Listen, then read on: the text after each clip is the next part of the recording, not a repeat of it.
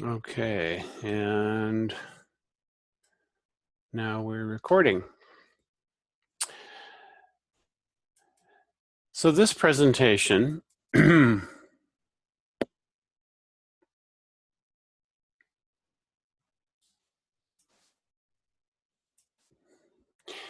so today we're going to talk about Agni, and this is the introduction to Agni.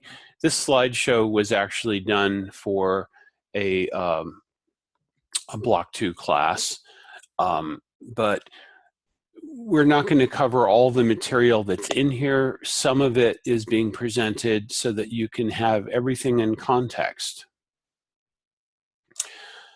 So this first slide has a picture of Agni, who is the deity of fire. And this is an old painting, and it depicts him riding on a ram.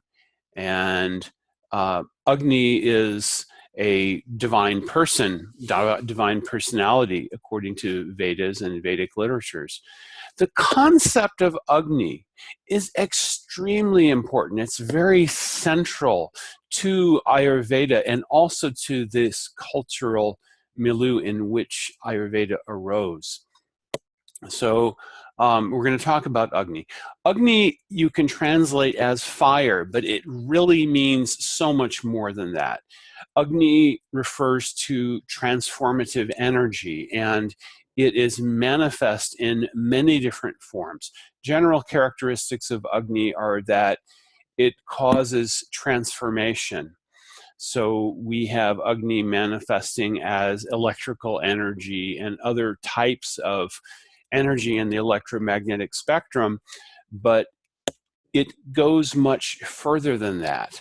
So we also talk about Agni in bodily processes. So from the perspective of physics, someone will say, well, that's, we're talking about chemical processes and the actions of enzymes.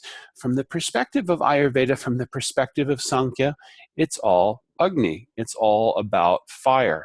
Whoop. Okay. There we go. So we'll talk about what is Agni. We'll talk about digestion. We'll talk about the functions of Agni. 13 types of Agni is just something that we're going to mention as an overview. It's not something that at this stage in going through this course we're going to cover in detail, but it will help to put it in context. We'll talk about Agni and the doshas, and we'll talk about states of Agni and Ama, very important concept. So first of all, what is Agni? Agni is that which ignites, or fire. And you can see that the Sanskrit word Agni has a relation to the Latin root from which we get igneous. Let's see, where's the chat window? Here we go. So you can see that there is a relationship there, as there is with many other words between Sanskrit, Latin, and Greek.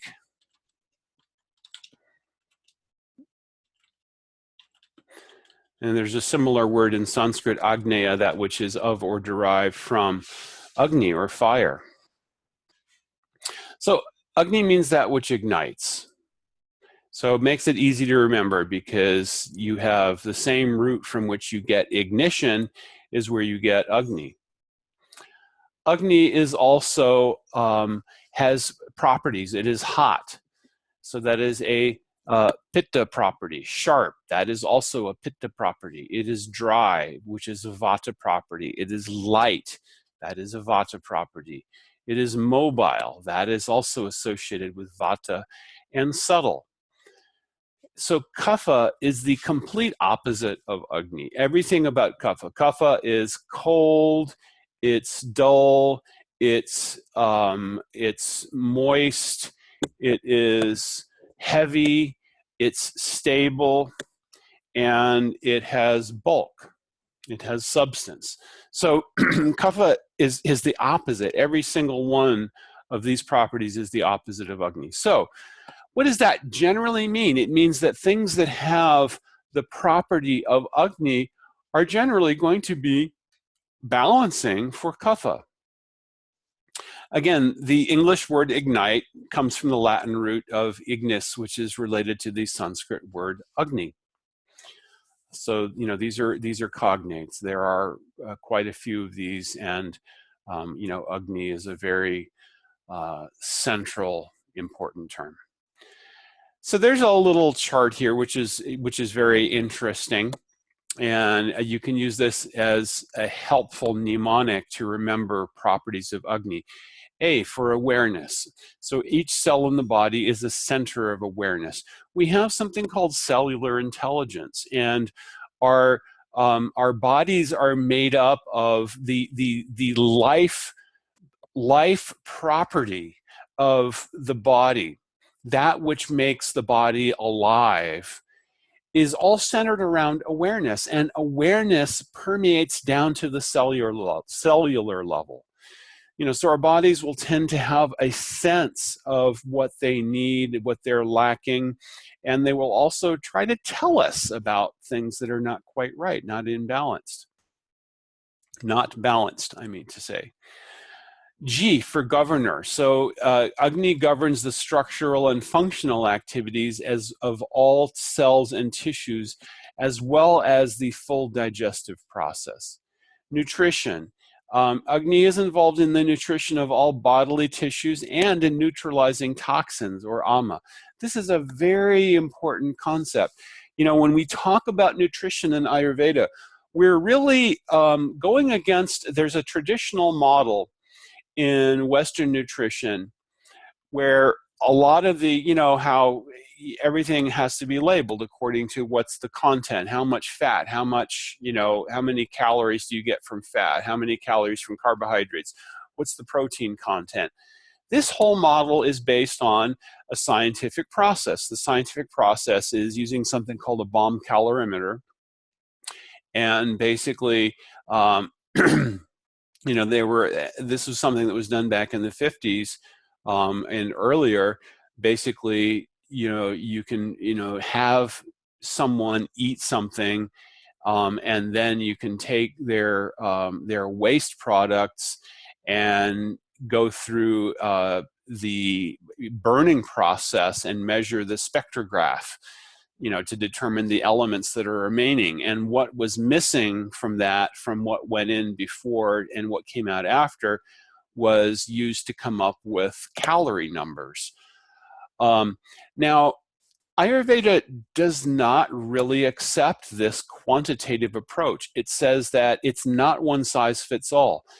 You know, those numbers would be correct for someone who had a particular constitution and a particular digestion. But really, nutrition is all about how we are able to process things, not just how we digest in our stomach, but how we're able to absorb in our intestines and in the colon as well. Some things are absorbed, mostly in the small intestine. So Agni is involved in the nutrition, and nutrition is central to good health.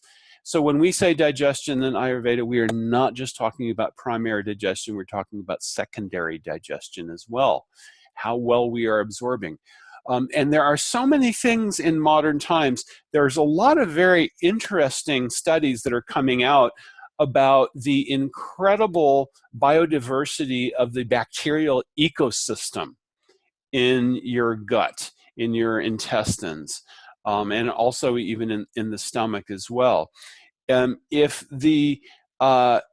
there's too much processed foods, and the small intestine in particular becomes too sterile, and if the colon becomes too sterile, if the biodiversity, if the number of species of bacteria dwindles, it seriously impairs the functions of digestion. You know, this is something that's really just starting to be understood thoroughly. And this is, of course, involved in things like Crohn's disease, irritable bowel syndrome, etc. From the Ayurvedic perspective, we say that this is all a function of Agni. You know, so it's not really an oversimplification. It's a, you know, it's a calculus of how we are digesting things and processing. And finally, the I, intelligence. It's the cellular intelligence, cellular selectivity, and choice. Now, there are concepts such as Kalakapotanyaya. Kalakapotanyaya is the logic of pigeon pecking. I think I mentioned this when we did our introduction to Shadarshan. So Kalakapotanyaya says that there's cellular intelligence, and the different tissues of the body are able to selectively extract the required nutrients that they need from the food that we have. So the dhatus are able to nourish themselves. They do have a cellular intelligence, and they have an affinity. Now, of course, from the perspective of physics, this would be described as, you know, there are chemical processes that are involved. But we are saying that there is actually a function of consciousness. There is a function of cellular intelligence. Whether you say it works one way or works the other doesn't really matter, because at the end of the day, this is how it works. You get your nutrients and they go to the tissues that they need to. So, what is Agni? So Agni is the fire element. Agni governs all transformation. It is transformational energy. And it is the bridge also between body, mind, and consciousness. Life is not possible without Agni. It is the vital fire. So, you know, when someone dies, the heat goes out of their body. Now, of course, again, science is going to say, well, that's because there are chemical reactions, and there are calories that are being burned when the body is living, and when the body has died because of shutdown of organs or for whatever reason, these transformations are no longer happening. Well, the key here is transformations. You can call it a chemical reaction, you can call it Agni. The effect is the same. So we digest, we absorb, we transform, we assimilate, and this is where energy comes from. If we do not have you know, an intake of things to process, we don't get energy. If we don't have processing, if we don't have digestion and absorption, we also don't get energy.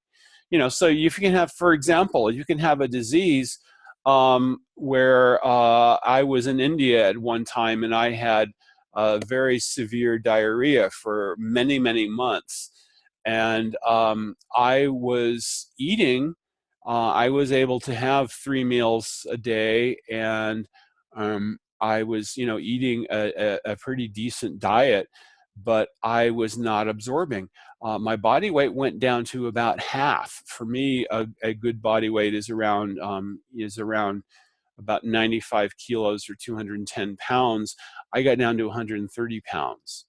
I was suffering from severe malabsorption, and everything was just going out. Things were just going right through, and I was not absorbing anything and not getting the nutrition. So this is just an example of how you can have your intake, and if it's not getting processed and not getting digested, you end up not getting the nourishment. So life means that Agni is there, the fire is there. Sometimes, for example, and when we're talking about fire, we're not just talking about the heat of bodily warmth. We're also talking about, for example, you know, sometimes if you met someone, you said, yeah, I saw the fire in her eyes. Well, that is also a type of Agni. There is a type of Agni that is involved in our process of perception. And there is Agni in our thought processes. There is Agni in our speech. And these are reflected in our outward appearance. Also in the luster or the kanti of the skin. If you see someone who's in really good health, they have a type of luster. You know, it's not from putting on makeup or anything like that. It's something that there's a glow that's coming from within. You know, when a woman is pregnant, for example, she will typically have a luster. She has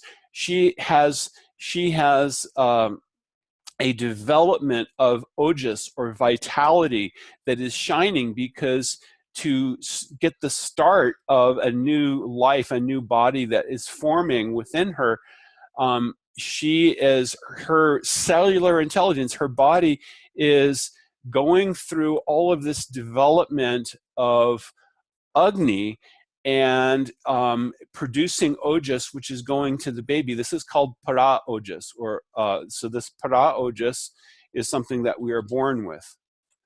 And it's the development of the para ojas in the pregnant mother that gives her that luster, that pregnant glow. You've all seen this, I'm sure.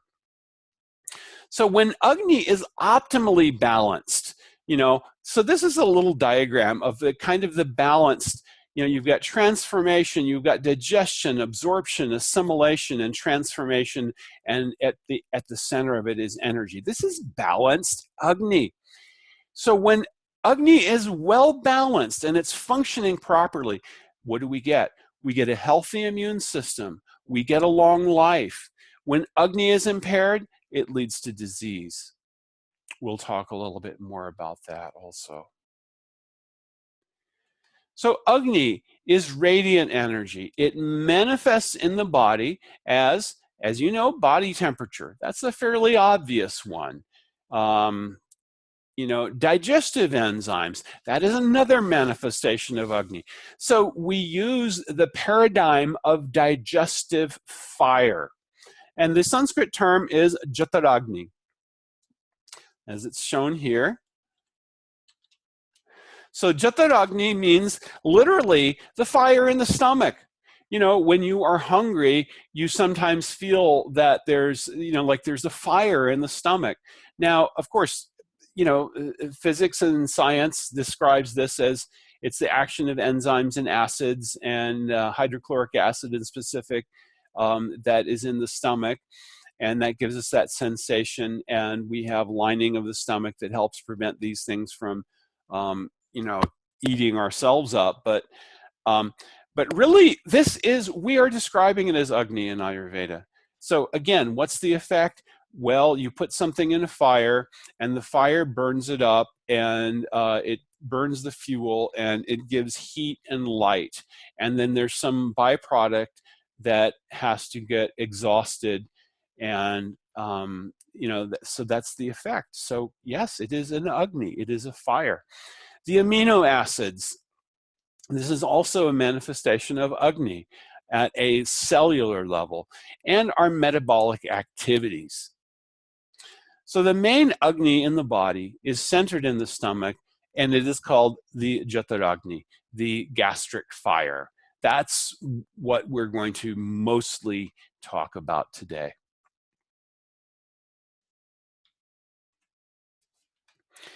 So Agni, Agni Dev is the predominating deity of fire, or Agni. So Agni has two faces, which represent creation and destruction, and three tongues, which represent sattva, rajas, and tamas. Alternatively, the three tongues of Agni are taken to represent vata, pitta, and kapha. The seven arms of Agni represent the seven dhatus, the seven bodily tissues. There is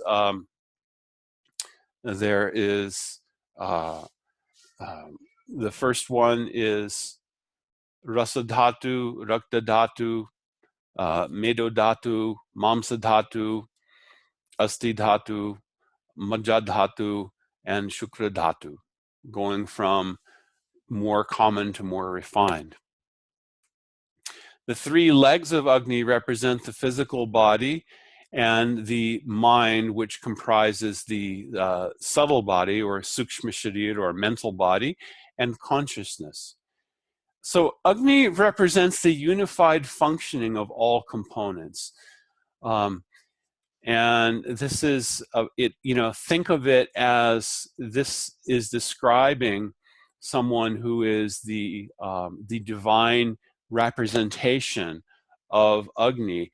And all of these things are involved in Agni. All of these things. Sattva, rajas, tamas, vata, pitta, kapha, creation, destruction, the seven dhatus, the three stages of our existence: the physical body, the subtle body, and the Atma, all working together. So let's talk about the functions of Agni. So one of the functions of Agni is bhakti. So bhakti is digestion, absorption, assimilation of food and sensory experience, yielding nutrition, knowledge, and understanding. What do we mean by that? So when you process something, for example, let's say that you eat something, what do you have to do? You have to digest it, and then you're able to process it. There's primary digestion, and there's the secondary absorption that happens, the assimilation. What happens if you get some knowledge? What do you have to do? Well, I have to think about that. I have to digest it. I have to sleep on it. These are all terms for the process of assimilation of knowledge. We also have to digest knowledge and things that we see and things that we hear. How do we get knowledge that we hear and we take it on board and make it part of our knowledge and part of our understanding of the world? This is also a function of Agni. It's one of the functions of Agni. Darshan, or visual perception. So the concept of darshan, or visual perception, is very central to Agni. Think about how you perceive something. You're getting an image in your eyes. Where is you actually getting that? According to science, we're not seeing things in our eyes, we're seeing things in our brain. Our eyes have a direct connection to the optic nerve, which is actually not really a nerve per se. It's more like an extension of our brain tissue. And it is reflecting that image in the brain. And so we're seeing the image, and that's why our brains are able to adjust images, and we're able to perceive optical illusions, and that is because of the way the brain processes it. And according to Ayurveda, the process of seeing involves a type of Agni. Matroshna, maintaining the body temperature. Now that one is fairly obvious, but it's very critical, and there are things that can interfere with body temperature. For example, we gave the example of the Jataragni, the digestive fire, being like a fire. What happens if you have, let's say you start a fire in the woods, let's say it's cold and rainy or snowing, and you start a little fire in the woods to try to keep yourself warm. And then you come along and you dump a big load of wet wood on it. What's going to happen to your little bitty fire? Boom, it's going to go out. Anyone who's gone camping knows about that. And what do you have to do? You have to feed the fire a little bit at a time. When the fire gets really big and blazing and hot, then you can feed things into it very easily, and the fire will be able to digest. That's what our stomach fire is like. If you overwhelm the stomach fire, for example, there are things that people do in Western countries. You want to have water with your meal? Well, a little bit of water is good. And depending on your prakriti, you might have water in a different way.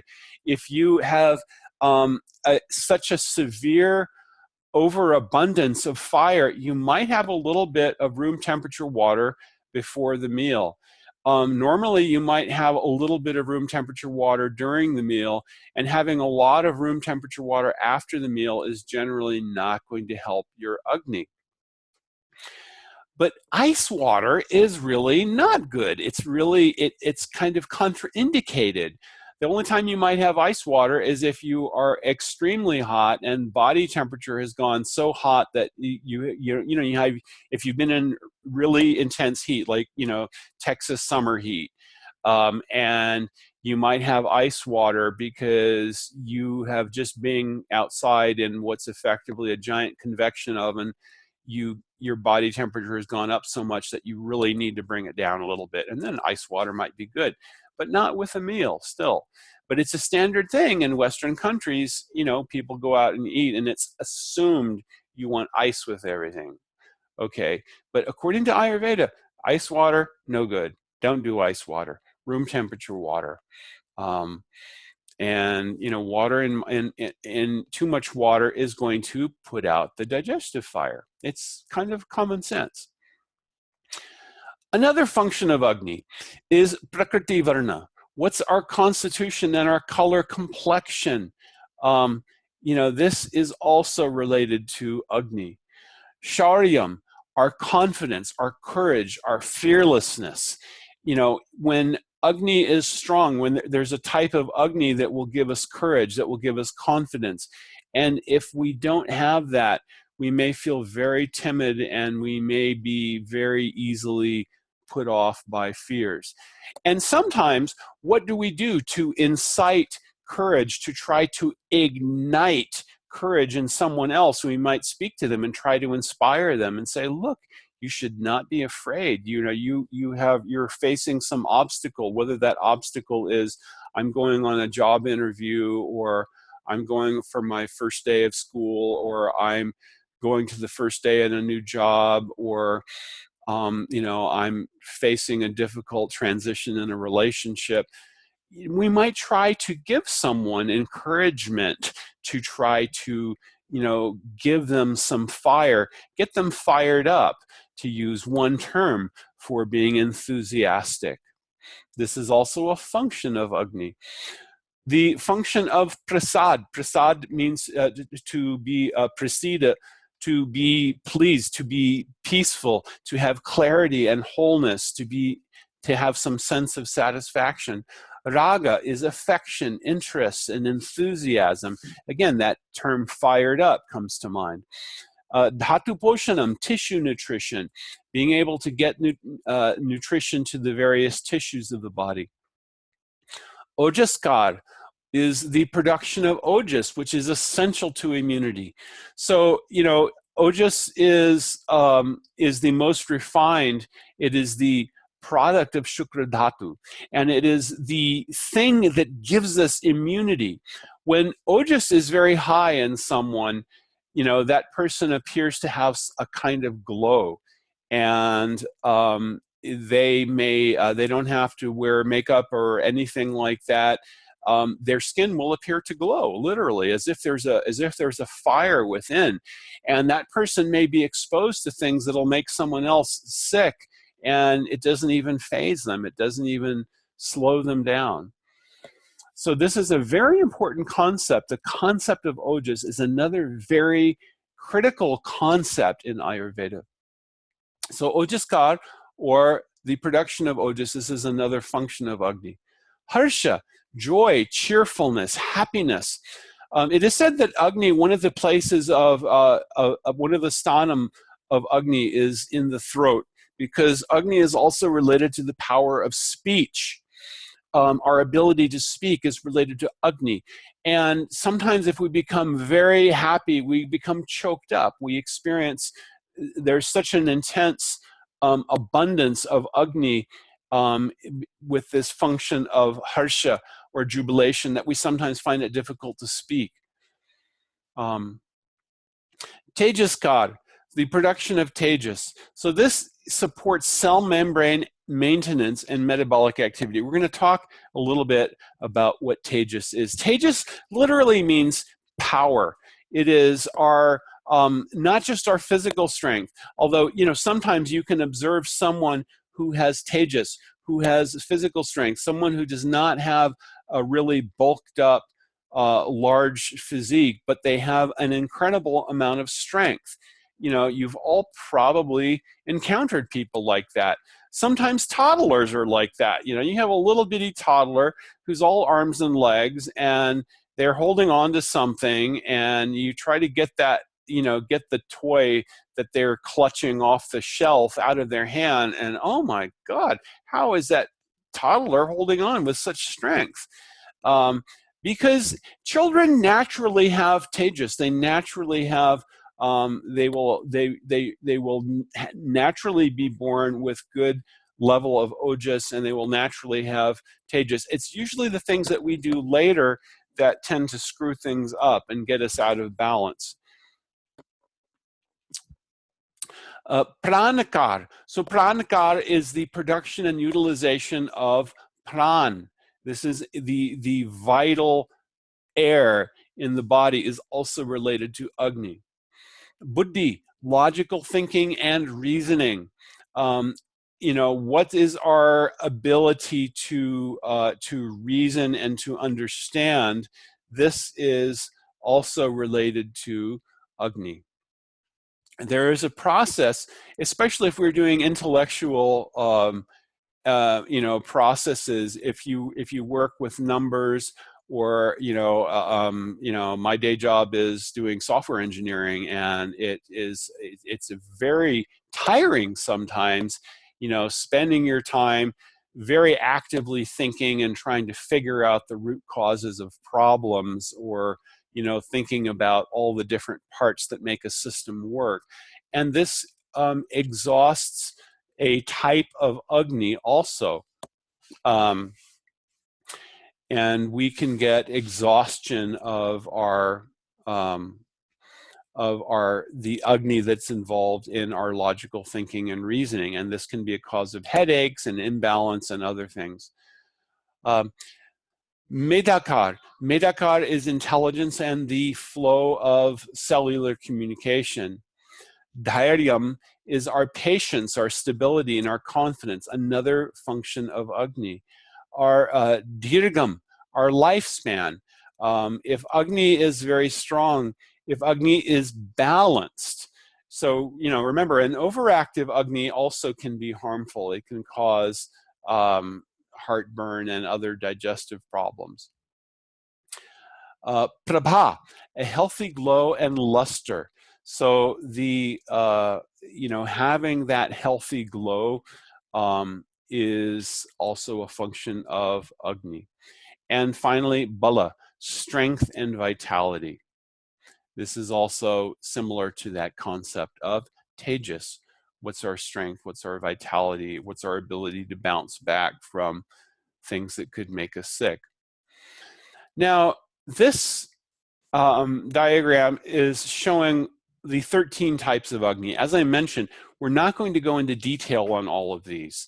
But as you can see, there are a number of different types of Agni. There are 5 Bhutagnis residing in the liver: Nabhasa, Vayavya, Tejo, Apo, Parthiva.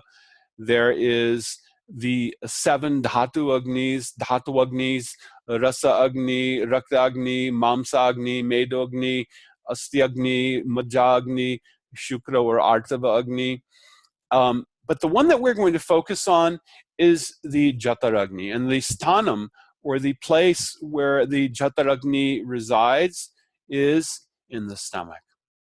So this is what we're really focusing on today.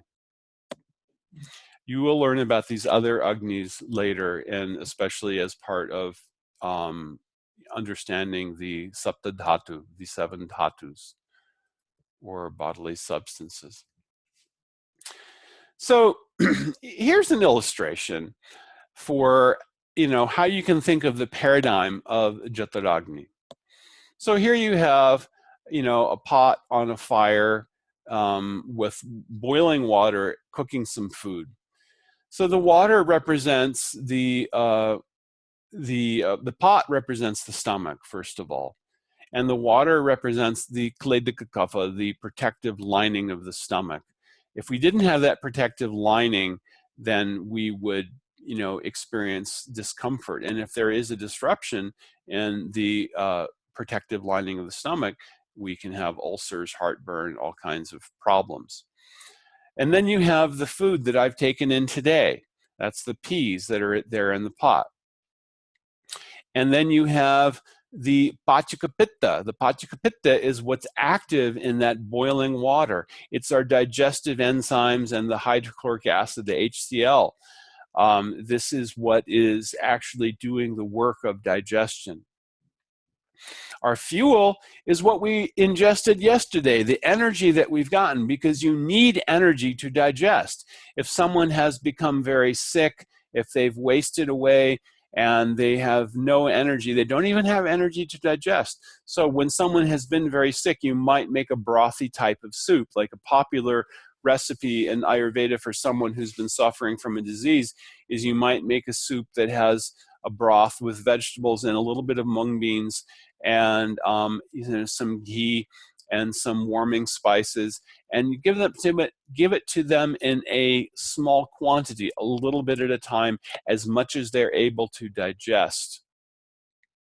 And then the air what the rising air of the fire, that is the samana vayu, that is carrying the action of Agni. And finally, there's the organizer, or the pran, who is arranging all this. So these are all, so this is a paradigm for understanding the Ayurvedic concept. And finally, the fireplace is the grani, or the small intestine. That's where our primary work, once the food has been cooked, it is going into the small intestine, and that's where absorption is taking place. The Sanskrit word is grani for the small intestine.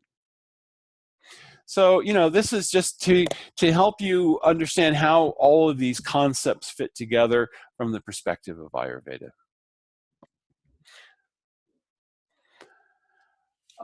Agni and doshas. Now, this, again, there are some things here that, that we will cover more in depth as you move through the course. But the important thing here is, what's the relationship between Pitta, Agni, and Tejas?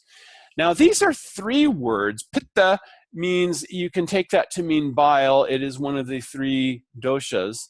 Agni can be taken to mean fire generally. And Tejas means the energy. It is the subtle energy that comes from fire. And Tejas is sometimes translated as fire or as energy. So what is the relationship between these three? So they're written here as concentric circles. So what's Pitta? Now, Pitta is is gross matter. Pitta dosha, this is the matter. It is the elements, the bilious secretions and enzymes and so forth. Oops. And Agni is the energy. It's the fiery, it's the transformative action of Pitta. So when Pitta is acting to transform, that is where Agni is involved. And then you have the subtler energy of Tejas. Tejas is it is like the essence, the energetic essence of fire. So you have no Agni without Pitta, and there can be no Pitta without Agni in the body. These two things are required. You have to have Pitta to have Agni. If there's no Pitta, then there's no Agni. So things that are Pitta increasing will naturally increase Agni, but Pitta is not the same as Agni. They are interdependent. So generally, things that are Pitta increasing will help to increase Agni. Now, there can be other reasons why Agni can be imbalanced, even though Pitta is present. So, for example, somebody, oversimplifies, and I'm sorry, it's kind of a fault of Western society. We love to oversimplify things. This is one reason why the FDA has so many restrictions on certain herbs, because,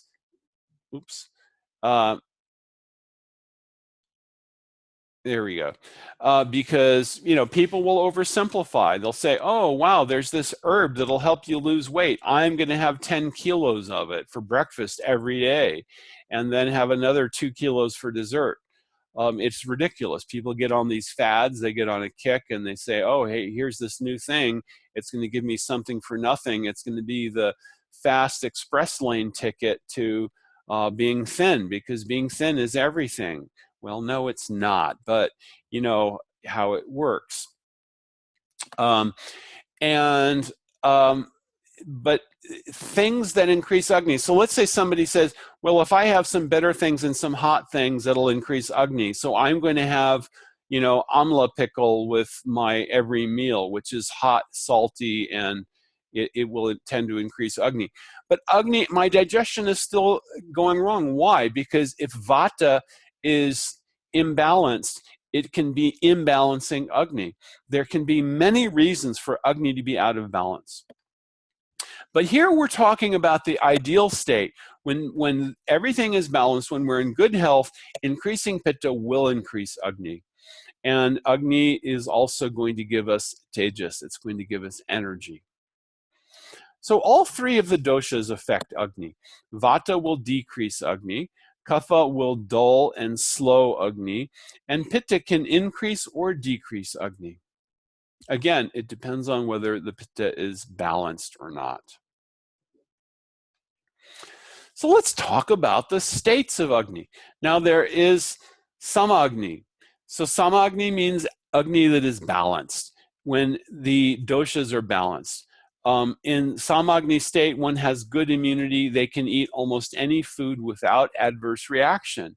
We'll be calm, and in our state of mind will tend to be loving. If we continue to have a balanced diet with 6 rasas in it, shadrasatmika diet, we like to say, then this will help to maintain, it will help to maintain the Samagni state. Now, Vishamagni means irregular. When Agni is irregular, it's usually related to Vata. It may cause irregular appetite. When we have ups and downs in our appetite, we get gas, constipation, pain, mental issues, and we may crave hot, spicy, or fried things. Things that will help with Vishamagni is to use sweet and pungent herbs. And one thing that's very good is hing. Hing is an excellent thing to be used in cooking because it helps to balance Agni. Also, Trikatu and Chitrak, these are also herbs that are good for balancing Agni. Tikshna Agni is sharp Agni, which is intense, usually related to Pitta. And it can manifest as hypermetabolism, heartburn, hot flashes, anger, being critical, and craving sweets. And things that will help to cool that Tikshnagni may be mild and sour herbs like Guruchi, Shatavari, and Amchur. These are all things that are good for Tikshnagni. And Mandagni means dull or slow Agni. It's usually Kapha related. And Mandagni is hypometabolism, having no appetite, water retention or edema, congestion, being greedy, craving hot, spicy, and dry foods. And what is good for this?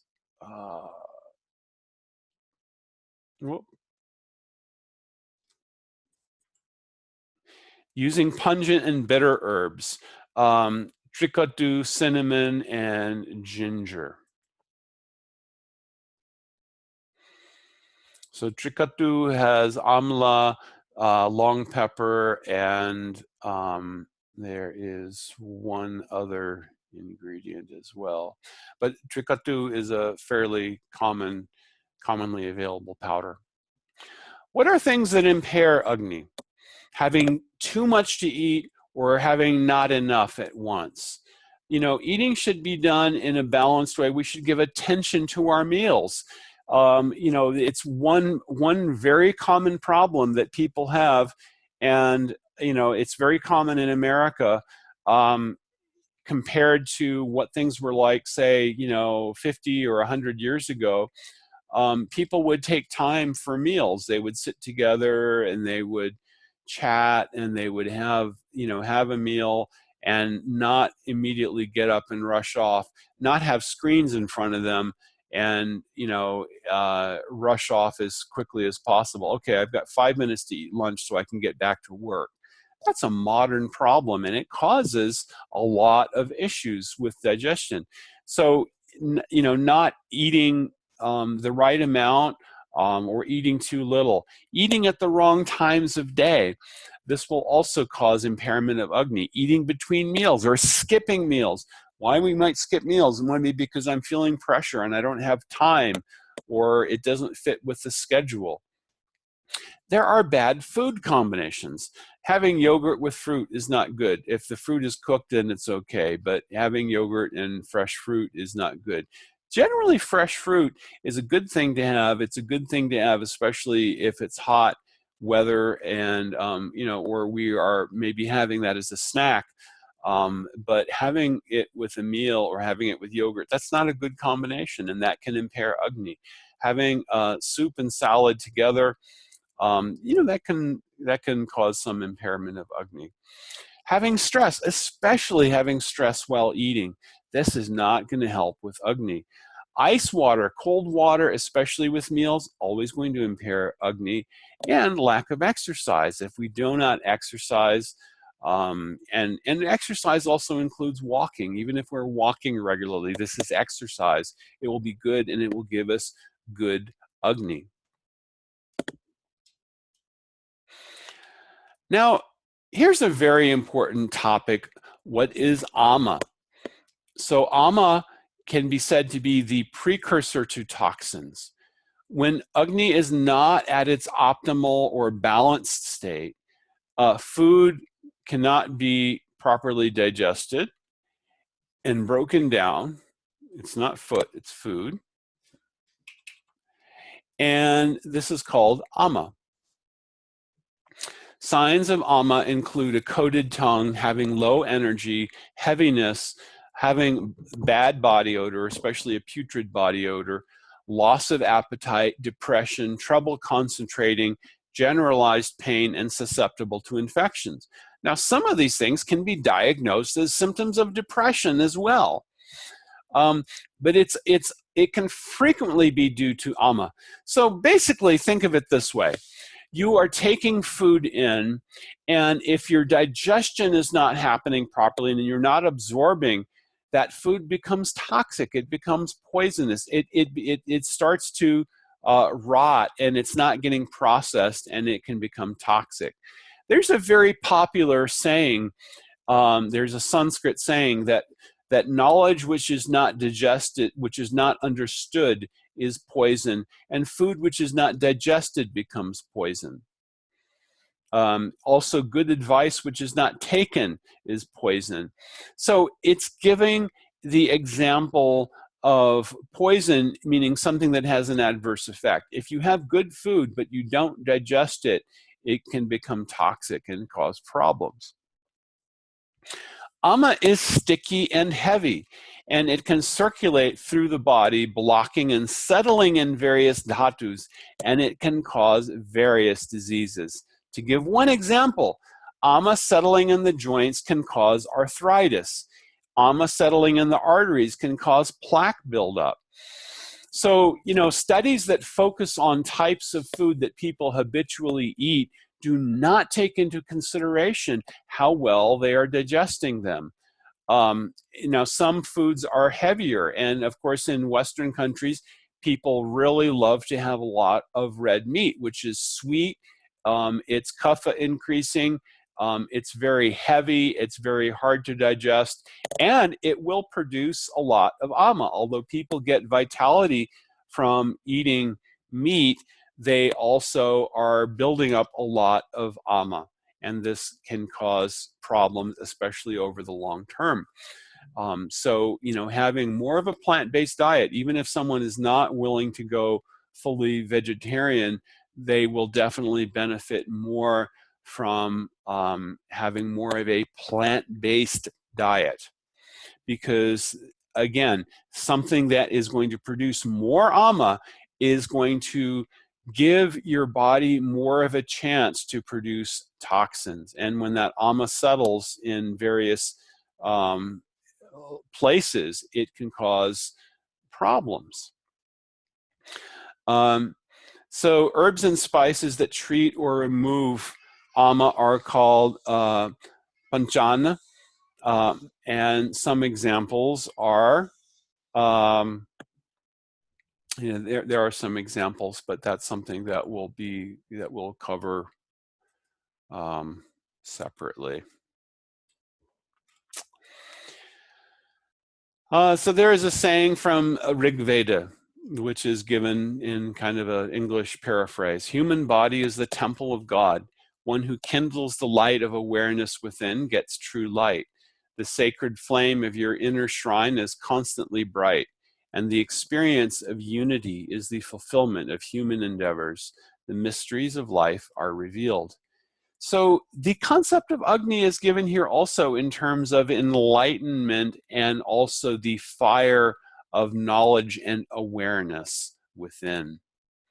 So, we also respect fire and we respect Agni because it is a manifestation of the divine within us. In Bhagavad Gita, Sri Krishna says, Vaishvanaro, aham Vaishvanaro bhutva praninam deham ashrita pranapana samayukta chaturvidham pachamyanam. Sorry. I reside within all bodies as the Jataragni. And as the Jataragni, acting along with the Prana and Apana Vayu, I help to digest 4 types of foodstuffs. And the 4 types is referring to things which are chewed, sucked, licked, and swallowed. So that is the end of the presentation. These are some of the reference works. Any questions here? I think I may have already gone over time. So if we don't have any questions, then I will stop recording and we will end there. Please do think on these things deeply and put your questions on the forums. Thank you very much.